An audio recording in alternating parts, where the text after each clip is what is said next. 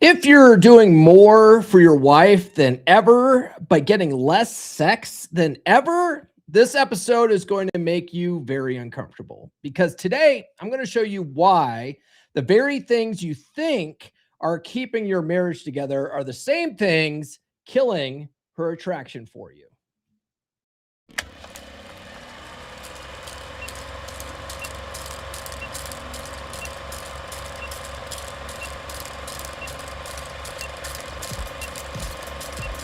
We're going live, baby. We'll do it live.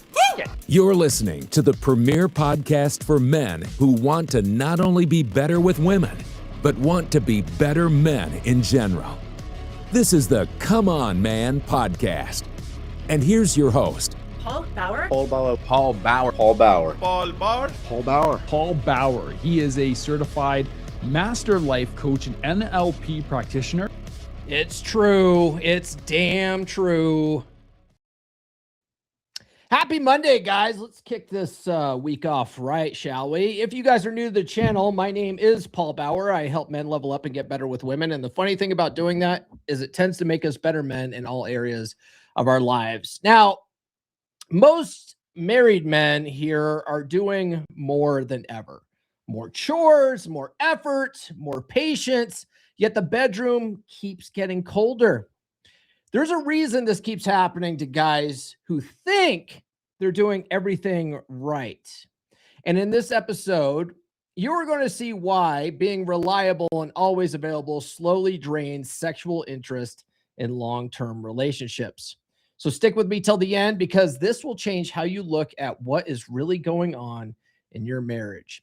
Now, before we get into my talking points today, let me show you this TikTok I made the other day in response to Lauren, also known as the Dadvocate, who was spreading that nonsense of doing more chore play as a solution to sexless marriages. Now, I made this on my my new dedicated Get Her to F You Again account on TikTok. So it's not getting a lot of views on TikTok, but it is doing pretty good on other platforms. Let me just bring that up here. There is a correlation between housework and a healthy love life. Stop. Just stop it right now. Chore play does not fix a dead bedroom. That's just more female propaganda to get you to do more chores. It does not make her wet. If you want a real solution, stop asking fish how to catch fish. Ask a fisherman, guys. And that's the thing, right? It's total propaganda. And the thing is, she pointed up when she said that there's a correlation between housework and a satisfied love life. And she pulled up some kind of study. It's like, no, that's fundamentally not true, and it's complete propaganda. The thing is, like, where you find where shared chores leads to sex is where there's just still genuine desire there, where she still finds you attractive. Has nothing to do with the chores. It's the same thing as the love languages. There's been studies done that show that the love languages have no bearing on turning relationships around. The only thing that it does is if people still have love and attraction for each other, it helps the relationship that way. But they already love each other and they're already attracted. So it has no bearing. It's just nice things to do for each other. But if the attraction is gone, it will not get you more sex. It just won't. Okay. So it's a fundamentally not true. And it's funny too, because when you put that stuff out there, it sounds feasible, right? I mean, everyone believes in the love languages. I've seen people in the comments of videos like that where like, no. Acts of service is a thing, bro. It's a thing. No, it's not. It's not a thing. It's only a thing because a very popular book with really good marketing came out in the 90s that said it was a thing. And people are like, yeah, that makes sense. It's total nonsense. Okay. Doing more chores does not make you more sexually attractive. It just doesn't, okay? It's just a fundamental lie. You guys need to get it out of your head. By the way, I dropped a link in the chat for the original TikTok video. So like I said, I did that stitch on my Get Her to F You Again account on TikTok, which I just started like a couple of weeks ago. So it has like no followers yet. So if you guys are on TikTok, do me a favor, click on that link and give that video on TikTok a like and a comment, just to spread the awareness a little bit that chore play is nonsense. So what is the solution then? Because that's what we're talking about today. We're talking about over providing. And that means like you're going all in on the beta side of hypergamy and you're doing nothing to make yourself more sexually attractive. And so largely that's the nice guy trap, isn't it? I have a whole chapter on Deering and the nice guy trap and Get Her to F You Again. But chore play is a part of this nice guy trap, right? Many men believe that doing more chores or helping out more will lead to more sex. But the thing is that you can't, what you're really doing there is what's called a covert contract. You're doing something in order to get something. Okay. But that by itself makes you less attractive. It does not make her want to have sex with you more. Now, occasionally, sometimes guys will continue to do this because women will, they'll reward you with sex, but it's not enthusiastic. It's like starfish, like, okay, yeah, I guess a promise is a promise, right? But it's not, it's not genuine desire. She's really attracted to you. She wants this as much as you do type of sex. It's just not there. And for a lot of you guys haven't had sex with your wife in months or years. Right. I've been going through TikTok and looking at other content creators' dead bedroom videos and stuff like that. And just looking in the comment section of all these guys, guys are literally suffering for years with this stuff, thinking they keep doing the wrong thing over and over again. That's the definition of insanity. Okay. By the way, guys, do be sure to like, subscribe, hit those notifications, would you? I do have new episodes every Monday, Wednesday, and Friday without fail. So here's the problem. Nice guys, they tend to confuse kindness with submission. And what do I mean by that? It means they think they're being kind, but they're really being the submissive one in the relationship. Okay, so a lot of men think saying yes to everything makes them a good man, but it actually makes them forgettable, and it completely erodes respect. And a woman can't love a man she doesn't respect. So if you're always agreeable, always doing what she says, always doing the chores because you're trying to make her happy, you are the submissive one. If you're trying to do everything to make her happy, you're the submissive one. Okay, and so the big problem with that, because we live in 2026 now. Like, what's wrong with a more submissive man? Like, why can't a woman be more in her masculine, be more assertive, and all this kind of egalitarian feminist nonsense? It just fundamentally goes against everyone's nature. It goes against everyone's human nature to have a masculine, as a man in the masculine role and a woman in the feminine role. And you need that for attraction to exist. It's called polarity. We call it polarity, right? And so if you're the man acting in the submissive role, your woman's hindbrain, it doesn't matter what the social programming is, her hindbrain is like, I don't get this. I don't like this. This is unattractive to me. It's giving me the ick. It's giving me the ick. And so because you're removing the natural polarity that's required for attraction to take place. You get me? It's interesting. Like, I'm a big woo-woo guy, and I hear Rollo talk about this a lot. If you guys don't know who Rollo is, Rollo Tomasi, the godfather of the red pill, he talks about this a lot, right? Because in the woo-woo circles, they talk about how like attracts like, and Rollo's like, that's fundamentally not true. And what he's talking about is you need polarity, right? You need a masculine and feminine, man and woman, for intersexual dynamics to take place and to work and to have attraction and stuff, which I agree, right? But it's interesting because if you look at the Hermetic philosophy, law of attraction says that like attracts like, but it's like energy. It's not necessarily, you still need polarity. The law of polarity is also a universal law, and the law of gender. The law of gender also is a universal law. So there's a lot of nuance to this. So Rollo's right. Yes, you need polarity for attraction to take place, but you also need to be on the same wavelength. That's where law of attraction and like attract like takes place. So it's both true. It's both true. Anyway, going off on a tangent there. Common denominator. So if your relationships constantly fall short, you have to realize that you're the common denominator and the only one who can truly change the dynamic. You're the only one. I see this so much in my videos on dead bedroom situations, talking about the book, the problems that guys are going through. And inevitably, there's always a guy in there that says divorce. Like that's usually the top one, like one of the first comments, divorce, or just divorce her, bro, or just leave her, bro, or whatever, or go cheat on her, bro. Right? Like those are the top comments, right? And that's sound like if you watch a lot of red pill content, that that seems to be the common theme.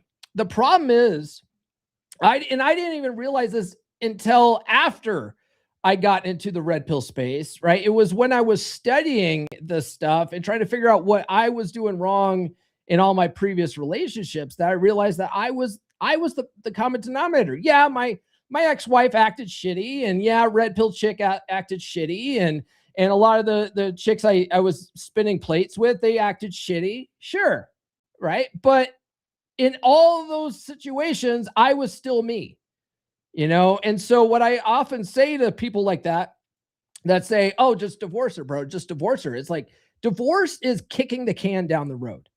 You're just kicking the can down the road. If you go out there and get into another relationship, you're going to have the same problems. Most of us are dating the same people over and over again with a different face. And it's because we never work on what's in here. You never work on your shitty relationship skills. Okay. That's the big problem here. It's not necessarily that your wife is this evil bitch or whatever. You allowed the attraction to erode over time by being a nice guy, by doing what society told you to do, by following the blue pill programming, by following the old rules to dating and courtship. And you got to understand, like, most people are doing that today. That's why we have such a high divorce rate.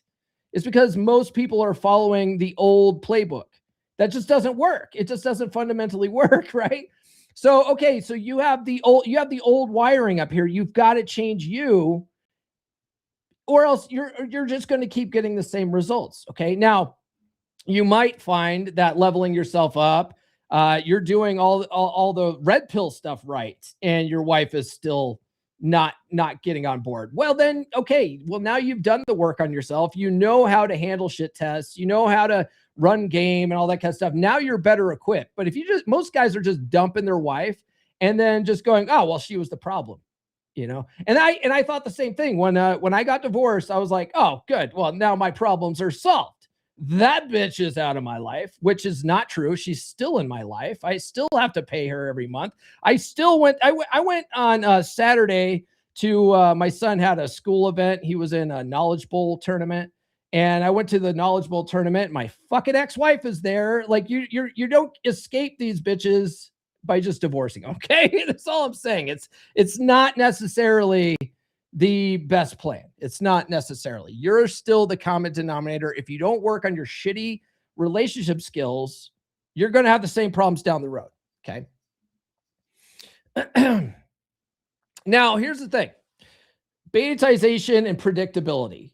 This is where a lot of guys end up going when they're over providing, right? And when I say over providing, again, I mean you're going too hard on the beta buck side of hypergamy. Okay. Now, a lot of guys, they're raised this way. Like, men are providers. We're providers and protectors. And so a lot of guys, when they get married, they go hard on the provider side. Well, that provider side is nice and women love it and they'll take advantage of it, but that does not make you sexually attractive, putting a roof over someone's head and putting food on the table. It doesn't, like, women aren't sexually attracted to that. Okay.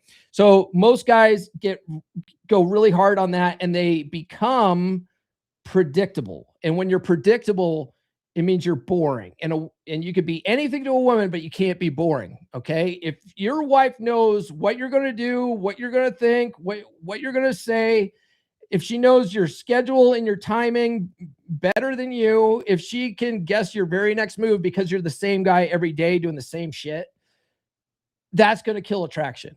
Okay. You need to, if you want to turn things around, you have to be a little bit unpredictable. She has to be able to figure you out. The more energy a woman expends trying to figure you out and wondering what you're thinking and wondering where you're going and all this kind of stuff, the more she's getting attracted to you because the more invested she gets. But the more you become predictable, she doesn't have to think about you anymore. She already knows what's going to happen because you do the same shit every day. You eat the same fucking sandwiches every day. You go to work, you're gone for 8 to 10 hours. You come home, you watch football and you go to sleep. Like that's my husband. He's a bump on the log. You know what I mean? Like you become basically sexually invisible, which is a sad thing, right? All right, let me ask you guys this. How many hours a week do you spend doing things for your wife that you did not do when you first met her and she had genuine desire for you? Let me know in the chat or the comments, okay? You can, and if you guys are divorced, you can say, what it was like in your past relationships too. But how many hours a week do you spend doing things for your wife that you did not do when you first met her and had genuine desire? Let me know in the chat or the comments. A lot of times too, we have a duty sex spiral, right? So if you are accepting lackluster intimacy given out of obligation rather than genuine desire, it lowers your value and erodes your frame. Okay. This is operant conditioning on her end. We talked about this a little bit last week, right? When a woman is basically weaponizing sex against you and you're taking it, then she basically has control over you. She's using sex as a controlling mechanism and you're accepting it because you're like, it's better than nothing. It's better than nothing. I see that a lot in the comments too, where guys are like, fuck, I'll take what I can get. I don't care. Like they're so sex starved. Like, what? Hey, I'll do it. I don't care. But you're training her to accept that sort of thing, right? And so this is kind of an interesting nuance to a lot of this stuff. Because one of the things that I often say too is that when your girl goes to initiate sex and you shut her down, you tend to train her that she's right to not offer sex. And so she just stops altogether. So a lot of guys think that if they are turning their wife down, right? Like she all of a sudden wants sex and now they're turning her down. Well, they're sticking it to her and they're really fucking showing her, you know what I mean? And that's not true. You're actually doing the opposite. You're actually teaching her that she's right to not have sex with you more often. And she actually ends up having less sex with you. Right. So here's the thing. One, you got to stop doing duty sex, right? You got to stop doing like chores for sex. Like if she says, hey, if you do the dishes, I'll have sex with you, and you don't really want to do the dishes, don't do the dishes because she's offering sex. Like, don't just tell her no. Like that's an okay situation to turn her down because it's not a true initiation at that point. You see what I'm saying? She's not trying to have sex with you. She's trying to get you to do something. You see, so at that point, it's absolutely okay to be like, I'm good. Thank you. I am not doing the dishes, right? But now if there are times where she initiates sex, like, and I'm talking about she literally wants to have sex with you. Like she didn't ask you to do the dishes.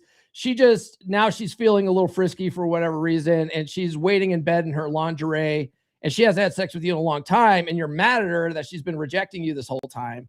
That's the time to fuck the shit out of her. Okay. That's the time to take out all your pent up aggression and just toss her around on the bed. Absolutely give her something to think about.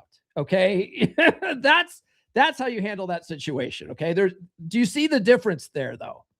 I hope you guys are understanding, because this comes up a lot in Wolfpack. This comes up quite a bit.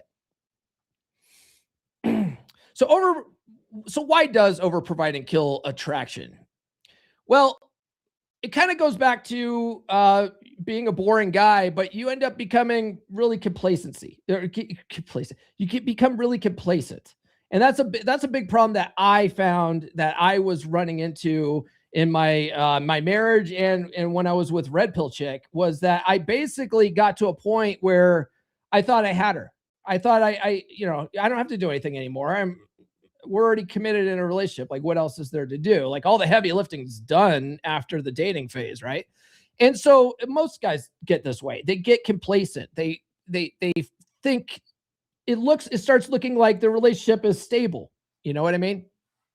So, but to a woman, it feels like stagnation, and it's a massive turnoff. They want to feel like they're living in an unfolding love story. They want to feel, and this is a feels over reals type thing, right? This is one of those things where you just got to look at women like they're goofy bastards and be like, okay, whatever. Like, okay, yeah, women, women, you know what I mean? That's how you got to look at them. Okay. They want to feel like they're living in an unfolding love story. And if the love story's already ended and, now it's just this boring thing where you just, watch Netflix and fold laundry and shit. Like, it's not a love story anymore. Now it's just fucking boring ass life. Okay. So that's a big relationship killer. It's a big attraction killer. Okay. You stop being the fun, adventurous guy that she fell in love with. Right. And that was me. That was me. Especially when I got into my relationship with Red Pill Chick, was that I immediately was trying to get back to some semblance of normalcy. And for me, normalcy was husband mode, because I had spent 15 years married, right? Or 14 years married, technically. So I spent 14 years married, and I just wanted to get back to that lifestyle where you just, you're just together, you watch fucking Netflix and you fucking fold the laundry, and like, this is life. And this is supposed to be like this, because that's how my parents did it. And that's how my grandparents did it. Right. But you don't understand how, like, your parents, especially like if they're in their 50s or 60s, they're probably not having sex anymore. They're probably bored out of their mind. Your dad's probably frustrated as shit. Right. Your grandpa's, it's funny. My grandparents, if you looked at my mom's parents, I used to go spend the summers with them. You would think that they were, a happy couple, because they had a very traditional, like old school marriage where, my grandma doted on my grandpa, and she made him all of his meals. He didn't lift a finger. And then he would go out and work in the garden all day and come back in for lunchtime and stuff like that. And then they would take they would have a reading hour and then take a nap. And it was just like, oh, what a cute couple and shit like that. But when my grandparents, God, I think it was I want to say their 60th wedding anniversary. I was like, oh, wow. I happened to be over at their house. And I was like, Grandpa, wow, 60 years. That's amazing. And he goes, 60 feels like 100. Like, so this is like, they have this facade of this happiness. A lot of people think like the 50s were this golden era of marriages and stuff like that. There was never a golden marriage. There was never a golden era of marriage, right? So anyway, long story short, if you don't want to be like that, if you don't want to be like your parents who basically live together and they're just together out of spite and shit like that, you can't be complacent. You can't. You've got to, if you as the man, if you're going to set the tone and lead your relationship, which you need to do in order for a long-term relationship to be healthy, you have to be the one that sets the tone and leads that relationship.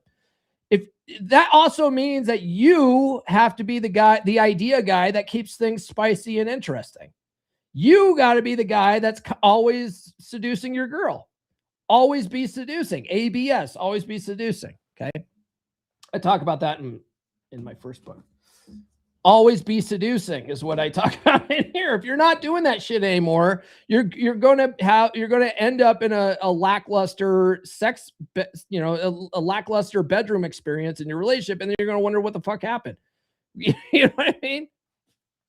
A lot of guys too, they have a loss of a mission, right? So when your life revolves around your woman's approval instead of your personal goals, you lose the very traits that made you magnetic in the first place. And think about this, right? Like when you are a single guy, typically single guys are on their mission, typically, right? Like you're living alone, you're working on your career, you're working on getting to that next level. Yeah, you might be out dating, but that's not your primary focus. Like sure, you want to get laid or whatever, but your day to day and you living your life is like, what's exciting.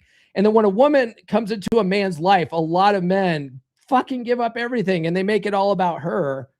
And that's gonna throw off the polarity. She's gonna be like, man, this guy has no purpose in life. And then when guys end up getting married and shit like that, they completely end up going full provider mode, and then they make their family their purpose, and then that kills all the attraction, right? But women like you have to look at it like this, right? Women are sex objects. Women are sex objects. Men are success objects. And if you're not always focused on success and leveling up and getting better at everything that you're doing, you're just not going to be as attractive to her. Okay. And a lot of guys make this all about money. And that's the biggest thing too. The guys who think that relationships and women only care about money, those are the guys that lead with their wallets. That's all they have to offer. And they are over providing, right? They think this is what women like, so let me just lavish them with money and shit like that, right?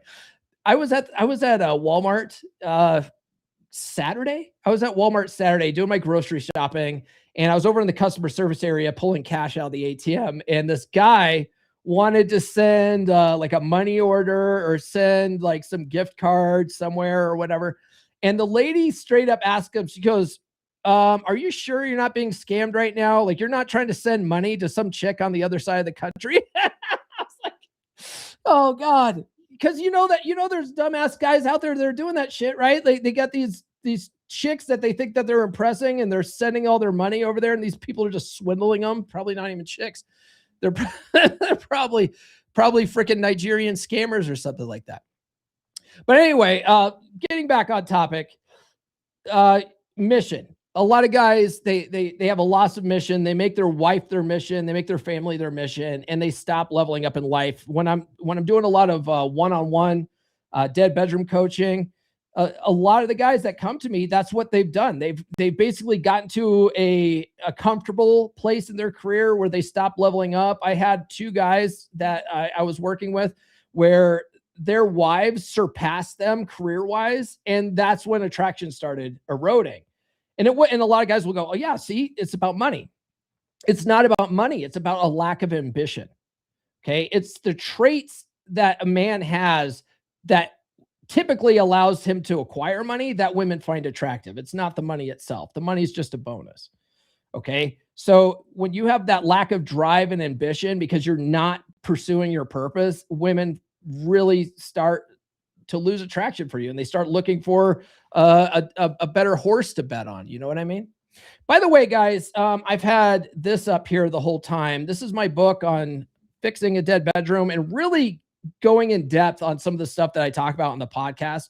Get Her to Fuck You Again. You can grab that on Amazon or Audible. Are you tired of the dead bedroom? Wondering what happened to the passion, the connection, and the spark? Well, here's your answer. Introducing Get Her to Fuck You Again, a red pill guide to fix a dead bedroom, now on Amazon. This isn't about manipulation or tricks. It's about real strategies that work. If your wife has stopped being intimate with you, it's not because the love is gone. It's because the attraction is gone. And that's fixable. This book will teach you the skills to lead your marriage, rebuild your confidence, and become the man she can't stop thinking about. 3 reasons to get this book. 1. It breaks the cycle. You'll learn how to stop doing the same things that are killing her attraction and start doing the things that reignite it. 2. It's practical and proven. With clear, actionable steps, you'll build yourself into the man you were always meant to be. 3.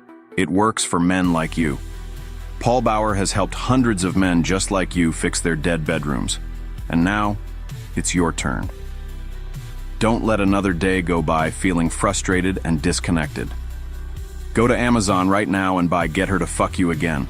Read it, apply it, and watch your marriage transform. The connection isn't gone forever. You just need the roadmap to get it back. And this book is it.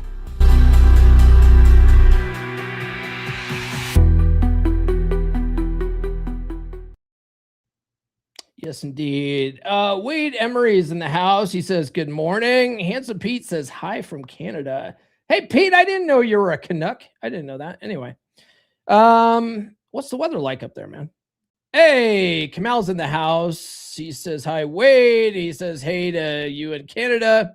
Dar Fitness is in the house. He says, happy Monday. Smashing like is alpha. That is true. That is a factual statement. Ben Benita on Facebook says, truth, the worst thing you can be in a relationship is boring. It is. It's something, if you guys haven't read it yet, read the Book of Puck. The Book of Puck is required reading in the red pill space. And I did a whole series on it. So if you're lazy, you don't want to read the whole thing. If you go to my YouTube channel and go to the playlists, I did a whole Book of Puck series where I basically went through the whole book. But that's one of the things that I learned from Puck is you can be anything to a woman, but you can't be boring, you know. Let's see here. Phil says, hoorah. What's going on, man?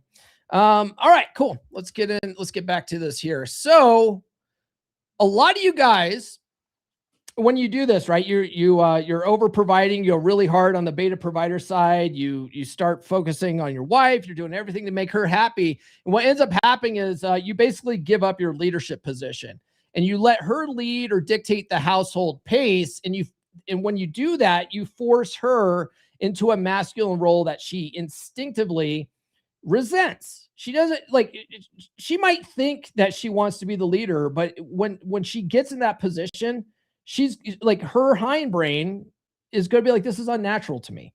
Okay. That's why I'm saying, like, you're killing the polarity in your relationship and you need that polarity for attraction to take place. And so when women step into that leadership role, it was a role that they were never designed for. And so they hate it. They really don't like it. And they get really frustrated with you that you won't make decisions. This is why the dinner debate is such a big freaking deal to everybody, you know, and guys are so annoyed. Like, why didn't she just pick a place? I just want her to be happy. And, you know, I don't care where we eat. Well, the thing is, she don't really fucking care either. And she wants you to be a man and fucking pick a place. Right. And so that's a big problem. A lot of guys just don't do that. And we're trained not to do that. Right. My whole life, I was raised where mom was the boss. Oh, go ask your mom. You know, like, oh, you know, and then my dad would resent the fucking decisions that my mom made. You know what I mean? He would leave all the decision making up to her, and then he didn't like her decisions. You know what I mean? And so when I tell guys, no, stop doing that stuff. Stop asking your wife what she wants to do. Stop asking for her input on things, and just start making decisions and start telling her what you guys are going to do. A lot of guys are afraid to do that. They're like, well, I don't want to do that because she's going to be mad at me and stuff like that. Well, if you're afraid of your wife, you're operating in her frame. Okay. We're going to talk about that here in a little bit, but it's social conditioning. It's social conditioning. And I saw it yesterday. So yesterday, my son and I went over to my parents' house. My mom bought this sauna. She bought this sauna unit for her house that she used once, maybe twice, spent, I don't know, $5,000 on this thing. And she used it once or twice, and otherwise it just sat in the garage fucking collecting dust, you know? So my mom finally decides to sell it, and some guy came over to buy it. And so my mom asked me to, my son and I to go over yesterday to help disassemble it and help this guy load it in his truck, because my dad, his shoulders are all messed up. He's, you know, 80 years old. And the guy coming to buy it was an old guy, and his shoulders were all messed up. So I was like, okay, yeah, sure. We'll go over there to help it. Well, after those people left, and they, you know, we got it all loaded up, and they left. And my mom and my dad and my son and I were all sitting around talking. And my mom says, she's like, you know, I'm really glad that guy brought his wife to, you know, to give her stamp of approval on all of this. I'm just sitting there like, yeah, I'm sure you're really glad about that. You know what I mean? Like, but in my head, I'm like, yeah, you don't need your wife's fucking stamp of approval on shit. You fucking don't. And if you think you do, you're operating in your wife's frame, and she's really running the relationship. And that's probably why you're in a dead bedroom situation. You know what I mean? Another thing that happened during that too, which was really funny, because this guy brought his son along too. So his son came and actually was doing most of the work. I didn't have to do hardly anything. But when we were loading stuff in the truck, the guy was, he was moving things around. He's like, okay, maybe this will fit better over here. And my mom just kept interjecting. She kept saying, well, do you want more cardboard? Maybe you should put this over here. Maybe you should this. And I finally go, hey, Mom, it sounds like he's got a plan. Just, hey, Mom, it sounds like he's got a plan. And she just stopped what she was saying. She walks over and just hugs me. She goes, I really appreciate that. Sometimes I just need a little nudge. Because my mom has been operating in her masculine and thinking that she's helping for so long. She doesn't know how to turn it off. Okay. And if you've let your wife do this, it's going to be a struggle turning things around, because she's gotten used to being in that masculine role and trying to dictate everything. So if you're only a couple months into doing this and you're getting frustrated with your wife, you got to understand it didn't get there overnight. Okay. It's going to take a while to retrain her, to allow her to start trusting you, to relax into her feminine. All right. One thing that I recommend especially in Get Her to Fuck You Again is an 80-20 rule when it comes to alpha beta. Okay. Because here's the thing. We talk a lot about hypergamy in the space, right? But the thing is, a lot of people don't understand. They think if you just Google hypergamy, I think the popular definition of hypergamy is that it's a woman is just looking for her best possible option. Okay. But that's part of it. That's only part of it. The thing is that real hypergamy is dualistic in nature, right? It's alpha seed, beta need. That's a part of it. So they call it the dual mating strategy, right? Alpha seed, beta need. And that means that what a woman really wants, her best hypergamous option, is a guy that has both alpha traits and beta traits, right? She wants the alpha side for this, the sexual attraction. And she wants the beta side for provisioning and providing for her and her children. She wants both. Ideally, she wants both in both guys. The problem is that it's really hard for women to find both traits in the right split in a particular guy. So what women typically do is they'll settle with beta guys, let beta guys pay for them and raise their children and put them to work and do chores and all this stuff, but they're not fucking them. And then they'll go find a more attractive guy that they want to fuck off on the side. Right. Or some women, they have control over that. They're not all women are cheaters. So women will stop fucking you, but they'll go buy a power vibrator, 5,000, and diddle their bean while reading cheesy sex novels. Like that's how they'll handle that problem. You know what I mean? But you're not getting sex, right? Because you've gone too far on the beta side of hypergamy. And the thing is that in our modern society, they want to tell people too that there's the relationship's 50-50. It's not 50-50 either, right? So there is going to be an imbalance of these things. And one of them is the 80-20 split when it comes to alpha beta. And it's just, people are like, where do you get that number from? It's the Pareto principle, right? The 80-20 is a pretty common way to split things. And that's it. The funny thing is the Pareto principle typically works out the best in pretty much every situation. But you've got to be 80% alpha, right? Which is, dominance, confidence, decisiveness, assertiveness, all that kind of stuff. You got to be 80% that, but you still need to have a little bit of beta, that 20%, sprinkle a little beta on it like Salt Bae, in order for a long-term relationship to last, right? You can be all alpha and fucking hard going and telling women to shut the fuck up and whatever it is that you're in your mind you think is being alpha. Right? You can go hard on that side and not do any beta stuff, and you might not end up in a dead bedroom, but you'll probably end up divorced. You'll probably not end up fucking this chick. You'll end up being divorced and have to go back out in the dating circuit, because women don't want that either. They don't want like a guy who's just hard like all the time. They don't want that all the time. That's good for short-term sexual attraction. It's not good for long-term relationships. It just won't work that way, right? But same thing too. You can't go all in on the beta side and then not expect to get lots of sex. It's just not going to happen either, because she's not going to be sexually attracted to you. Okay. So if you really want to make your long-term relationship work and to have lots of sex for the long term, it behooves you to start learning, especially if you've gone too hard on the over providing side, nice guy shit. It behooves you to start learning how to be more assertive, more decisive, start setting the tone and leading your relationship again, because that's the only thing that's going to allow her to relax enough into her feminine to let you start driving again. You know what I mean? And all this kind of stuff leads us to a roommate trap. And that's really where a man stops leading. He becomes a utility rather than the romantic guy in the relationship. And that leads to cold, boring, lifeless marriages where you're basically just roommates, right? And that's where a vast majority of people end up. And this is why it's funny.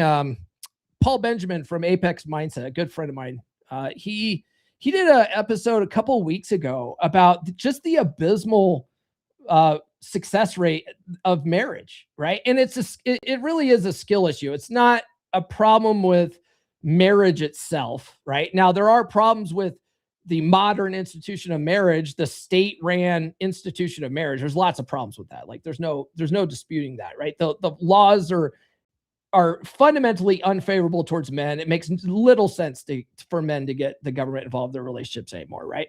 But marriage by itself, it doesn't necessarily have to be a bad thing. But the thing is that when you look at it, first-time marriages, about half of them end up in divorce. And out of the half that stay together, because a lot of people look at it and go, oh, you're looking at it wrong, man. It's not that 50% are failing. It's that 50% are succeeding. You got to look on the bright side. And I'm typically an optimistic person. But out of that 50% that stay together, roughly only 25% of those people, right? Or I'm sorry, roughly only half of those people, so 25% total, report being happy in their marriage. So that's a 25% success rate at best.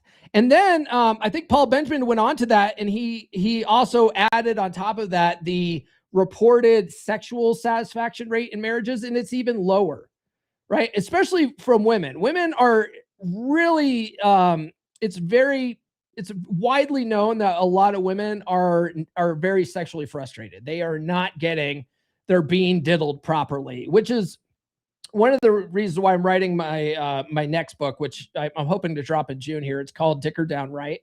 Because a woman, if you fuck the shit out of your girl and she is sexually satisfied and you diddle her being good and you're giving her regular orgasms, she'll forget all your bullshit, dude. That cannot be overstated.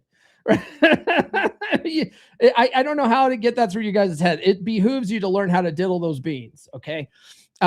Which is really funny too, because if you read No More Mr. Nice Guy, Dr. Robert Glover, one of the things that he talks about is like being a little more sexually selfish in the bedroom.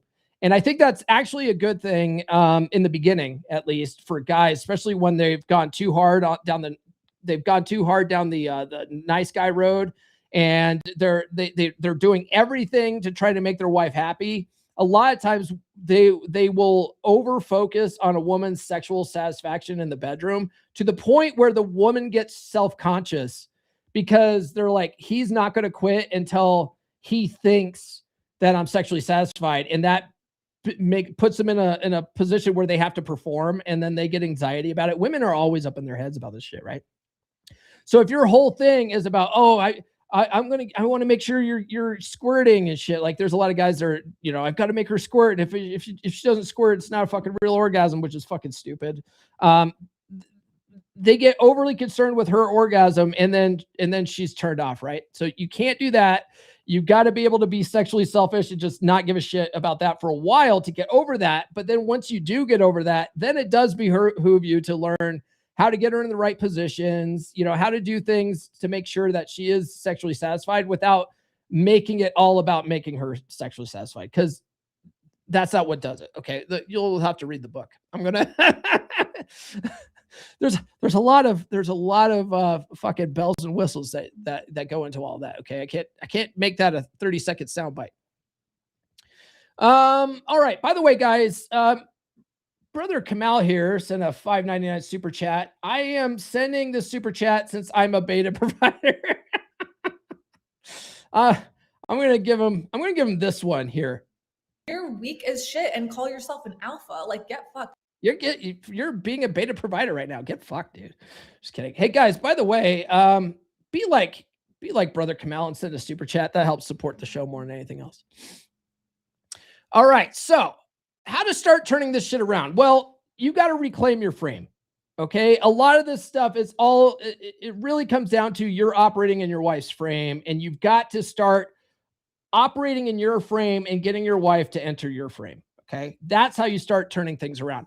Now, here's the thing about frame that I really want to make sure that I put out there before going into what I have for my show notes, just because a lot of people don't understand frame. Frame is sort of this big, broad concept that means a lot of different things to people in the red pill space, right? But when you look at frame from an NLP standpoint, frame is really like how you see the world, right? Frame is how you're seeing things. And if you are in the frame of seeing your wife a certain way, okay, then your brain is only going to show you certain things about your wife, and you'll only see her in that way. Okay. So let me see if I can make this more clear. It's a part of this is what we call the reticular activating system. You'll hear me talk about that when I talk about law of attraction type stuff, but it works in lots of different areas. Okay. And it also comes down to mental frame. This is one of the reasons why I say like studying law of attraction really helps create a framework for understanding mental frame. Okay. But let's say you see your wife's activities and whatever she's doing as fucking annoying, as bitchy, as goofy, as gaslighting you, as whatever. You're seeing all these negative aspects about your wife. And so you tell yourself, my wife acts this way, and this stuff pisses me off.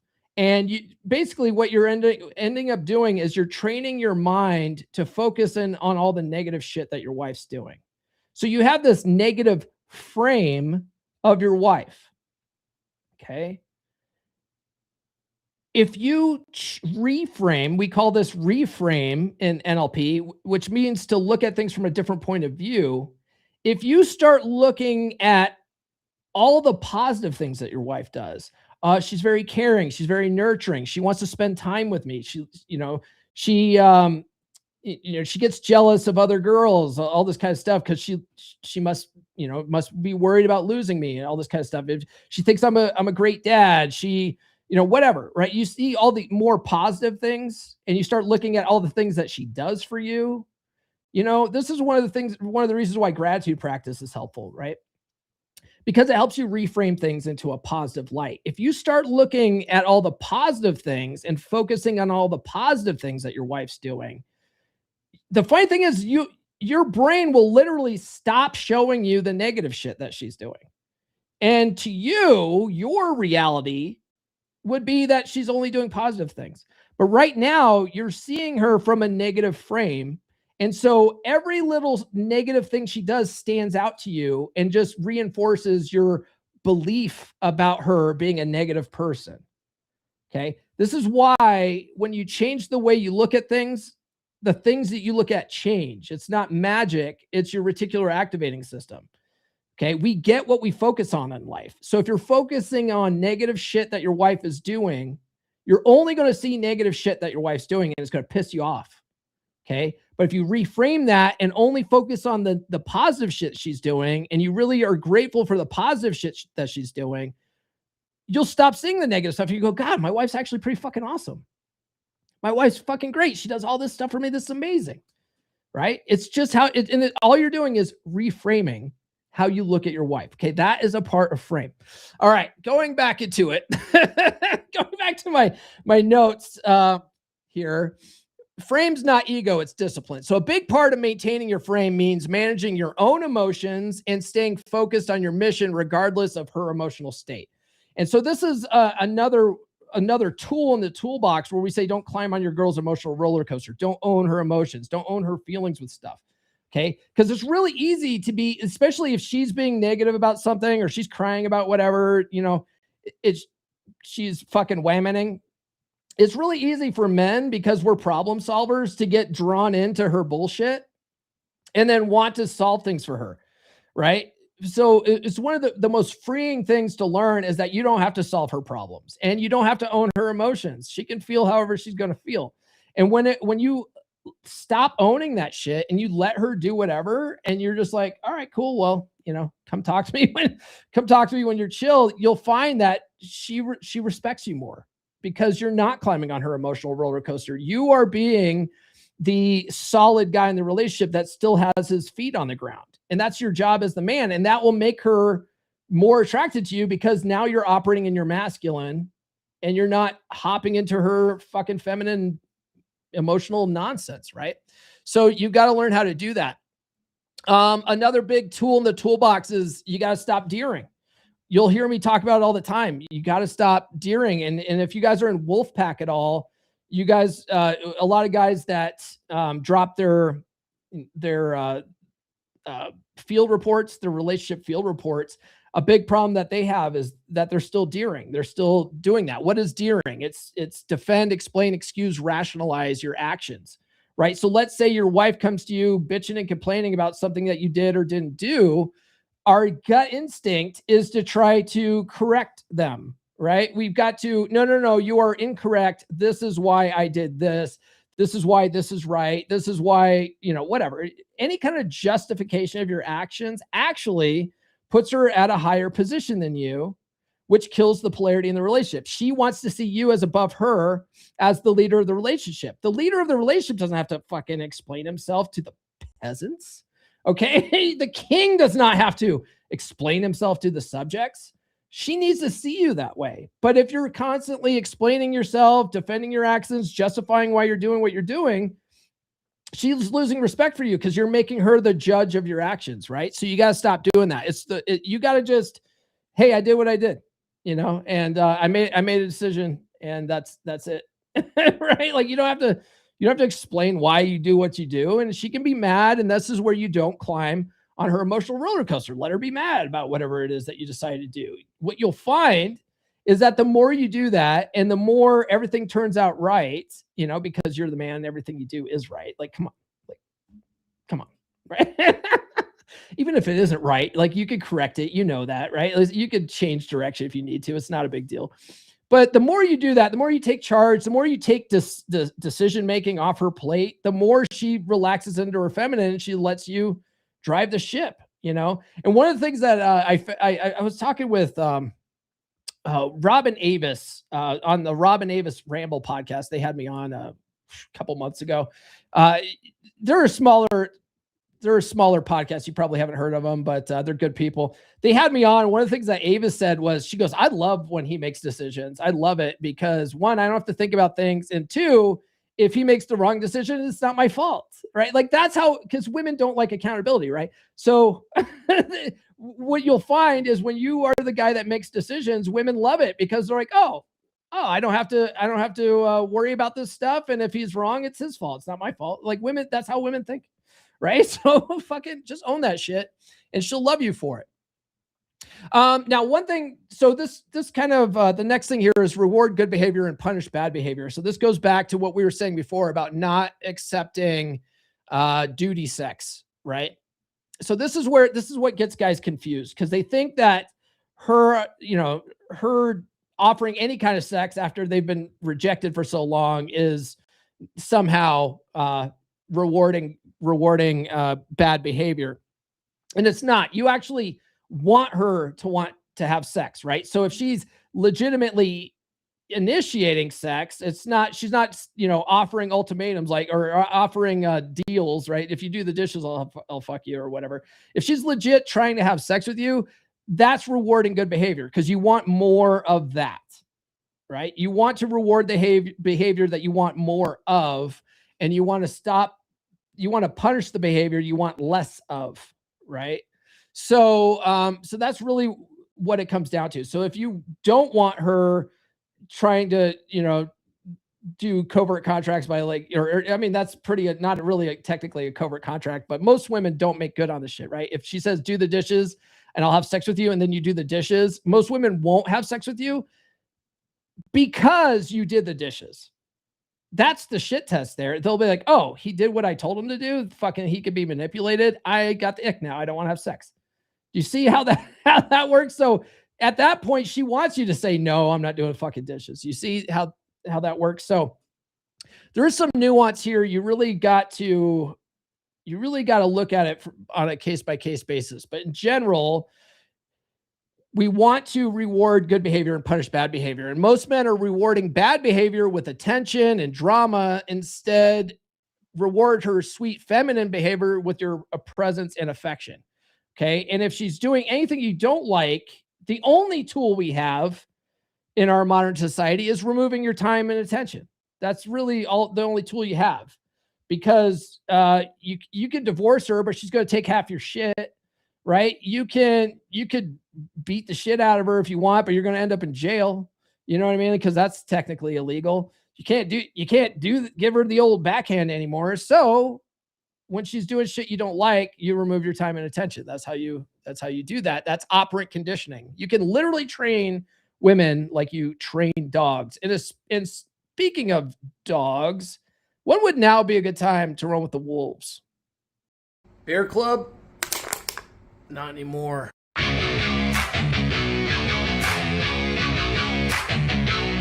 Wolfpack, you fix what's broken. You lead like a man again. Too sweet. No pity, no therapy. Just fire, just flame. Cold bed, broken home, midlife drift, feeling alone. You don't need hacks, blogs, lies. You need men with fire in their eyes. We rebuild from the ground up. No excuses, no soft stuff. Telegram lit 24/7. Brothers locked in steel, not heaven. Step inside the pack. We don't fall, we attack. Truth, fire, presence, we bring it back. Masculine pride, no time to slack. Step inside the pack. Drop your past, claim your track. No therapy talk, no playing small. We sharpen blades, we take it all.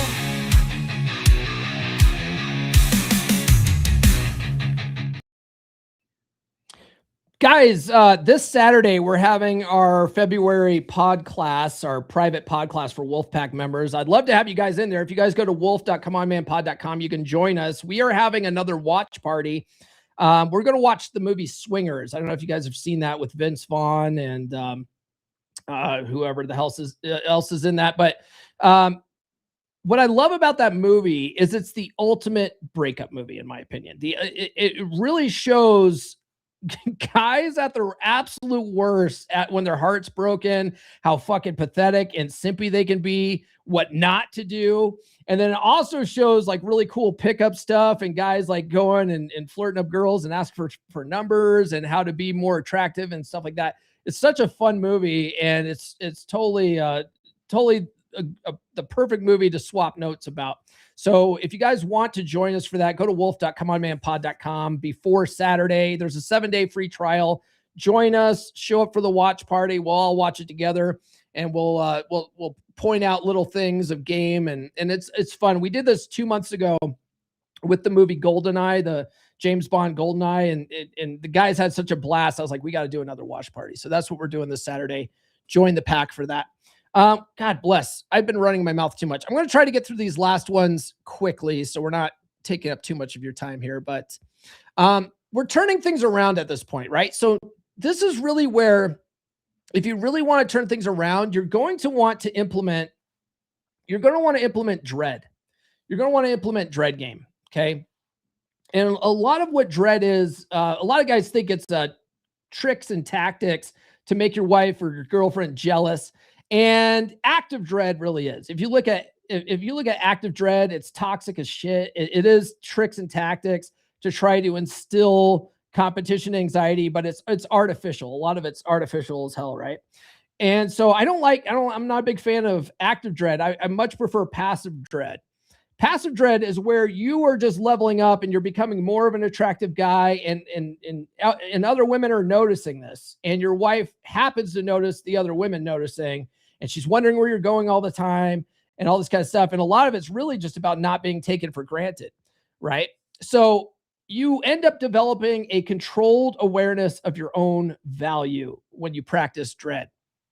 And what you end up doing is you remind her, not like verbally, you're not telling her, hey, by the way, I got all these options, but you're reminding her through your actions that you're a man she could lose if she stops showing up as your woman, right? She realizes this is where you sort of introduce a fear of loss in your girl. And the thing is, a lot of women, the measurement of how much they love you is determined on how much they're afraid they're going to lose you. It really comes down to that sort of thing, right? Now, if you go and read a lot of like the old forum posts on dread and stuff like that, a lot of guys were actually going out and straight up cheating on their girl. They would go out and cheat on their girl, and that instilled enough dread in their girls that their girls turned around and started loving the shit out of them again. And then they would have like healthy marriages. It's really weird. It's really weird how that works. If you are not that kind of guy, you don't have to cheat. And in fact, I don't advocate for guys cheating, but she needs to know that you can and think you might. Okay. She has to, because what you have to be using all the tools in your toolbox. And a big part of a female attraction comes down to competition anxiety and pre-selection. So women don't want to apply for a job that no other women want. So as long as you're maintaining your attraction, you're being that guy, your girl is more likely to stay attracted to you, especially if she sees that you have other options out there. As soon as a woman thinks that you don't have any other options, she's like, why am I still here? It's so funny. Like, because guys don't want that. They do not want their girl out, getting attention from other guys. Guys are in the less a woman does that, the more a guy loves his woman. You know what I mean? Like, he's like, she is so good. She's a perfect girl. But women are the opposite. Women are like, oh, no other woman wants him. I don't want him either. Like, women are fucking backwards that way. You got to start learning how to set firm boundaries again. So a man who stands firm on his standards communicates value without saying a word. You must protect your frame from violations. Okay. This is where I talk about assertive communication techniques, but you got to learn all like the assertive communication here and be able to set boundaries and tell your girl no. And a lot of guys, their girls will walk all over them. Their girls will throw tantrums. They'll do whatever it takes to manipulate you into just agreeing for your peace, bro. And then they'll walk all over your ass. As soon as a woman knows that she can walk all over you, the attraction's eroding. Okay. It's a part of the betaization process, right? She's going to test you. And the guys that are able to turn the relationships around are able to bring things back to the beginning of the betaization process. And that's handled by boundaries and handling shit tests, right? And as soon as you're able to handle that like a boss, women start relaxing in their feminine and everything starts turning around. It's pretty miraculous. Okay. So you got to learn how to set firm boundaries. And so that comes to the power of no. So reclaiming your time and energy for your own growth creates a natural distance, which is necessary to reignite attraction. Attraction grows in space. Okay. Attraction. This is something I learned from Christopher Canwell in Atomic Attraction, but attraction grows in space and it dies in close proximity. Familiarity breeds contempt. I don't know if you've heard of that. And the big problem with a lot of modern marriages and relationships is you spend too much fucking time together. You're always together. If you're not at work, you're at home. If you're not at work, you're at home. You become predictable. You end up suffocating your wife. You end up occupying all of her time. And you got to be able to separate that a little bit. You have to create a little bit of artificial space in the relationship by, having hobbies that you go to that she's not invited to, right? Bowling night with the boys or fucking go to the Elks Lodge or some shit, right? You got to have something outside of your relationship and outside of work that allows you guys to have a little bit of space and time to miss each other. You guys got to stop texting all the fucking time, right? Like a lot of people are addicted to texting. They're sending good morning texts and fucking texting all day and stop all that stuff, right? Give each other time to miss each other. All right. By the way, guys, follow me on social media. The links are in the description. Guys who turn things around, they end up focusing on their own growth. Okay. Your woman doesn't owe you desire, so you must earn it by never stopping your personal evolution. Okay. So this is a concept I don't think is talked about enough in this space, because we talk about genuine burning desire. You want someone with genuine burning desire, right? That's red pill, right? That's classic Rollo Tomasi. I want genuine burning desire. I talked about it, I think last week. He put a tweet out saying, I don't want your submission. I want you to break rules for me. I want, like, all this kind of stuff, right? Without attraction, women aren't going to have that genuine desire. Okay. And you don't just get genuine desire and keep it forever. It doesn't work that way. You get genuine burning desire from initial sexual attraction. And if you don't keep that sexual attraction going and inspire that genuine desire, it will fade over time. It just will. Okay. So in order to keep a long-term relationship going, and you are the leader and you're setting the tone and leading this relationship, you have to inspire that genuine desire. And a lot of it is focusing on you, focusing on your own growth, getting better in the gym, like, always having, being in peak physical condition, being in peak work condition, just working on yourself and focusing on you and experiencing life, right? And wanting to go do fun things and all this kind of stuff. That's what that draws your woman into you. Okay. And you got to lead by example. Okay. This is where we talk about, Rollo will say, demonstrate, don't explicate. And I say, talk about it, don't be about it. Or sorry, talk about it, be about it. Fuck. Don't talk about it, be about it. Okay. So I need more coffee. So demonstrate, don't explicate, don't talk about it, be about it, right? That's how you got to be. You can't be explaining all this kind of stuff to your girl. You got to show it through your actions. Women are paying attention to subtext anyway, okay? And you got to have an abundance mindset. You've got to internalize that your value isn't necessarily dependent on her approval. And if things don't work out in your marriage, there's always another woman. You know what I mean? A lot of guys, they really get into a scarcity mentality, especially when they're married, because they're like, my wife's my only option. And if she's not having sex with me, my life's fucked, right? And so they start developing the scarcity mentality, okay? But when you let go of that attachment of her being your only option, and you just start working on yourself, and you're like, hey, look, I'm either going to improve my marriage by working on myself, or I'm going to find a better woman improving myself. But either way, I win.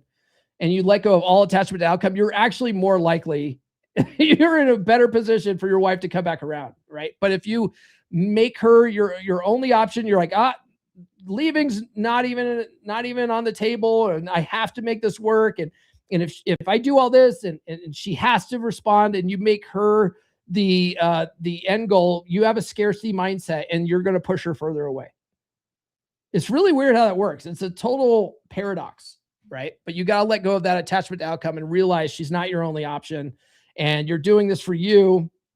And she either gets on board or she doesn't. And once you let go of that and you just have that mentality, she naturally comes back around, because you stop being needy. You stop putting her on a pedestal. She stops being the focus of your attention, right? And then eventually when you do all this stuff right, she relaxes into her feminine through your strength. Okay. And when you are emotionally stable and in control, you create a space where she can soften into her feminine energy, right? Because she stops having to run the relationship. She stops having to act in her masculine. She's able to shut her brain off and just be like, oh, fuck, let him take care of this stuff. This is great, right? And when you can provide that for a woman, a good example of this, if you guys ever read The Way of Men with Maids, I say it's a Christian red pill book, although the guy who wrote it, Lance, he didn't write it to be specifically a Christian red pill book, but there's a lot of red pill shit in it, right? Like there's a lot of Athel K in it and stuff like that. But he describes it as you become the shell Like your frame, your strong masculine frame becomes the oyster shell, and your wife becomes the oyster that wants to sit in your shell. That's what makes her feel safe and secure when you become that guy, right?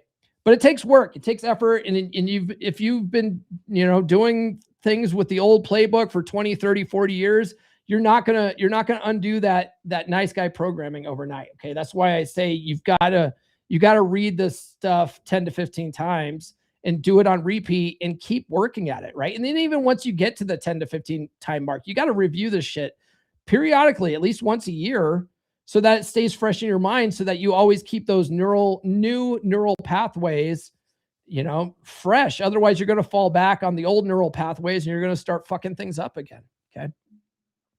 All right. Hey, AJ, brother AJ made it to a live stream. Good to see you here, man. Smash that like button, would you? All right, guys, that's all I got for this episode. Hopefully that was helpful. Tune into the podcast on Wednesday for you guys going through a breakup or divorce. We're going to be talking about why your ex's hypergamous nature wasn't the problem. And some of you guys aren't going to want to hear it, but you need to hear it. So tune in Wednesday, 10 a.m. Eastern. That's all we got. If you guys haven't done so, please like, subscribe, hit those notifications. I do have new episodes every Monday, Wednesday, and Friday. We'll see you next time. This has been the Come On Man podcast. Now, go out and get it.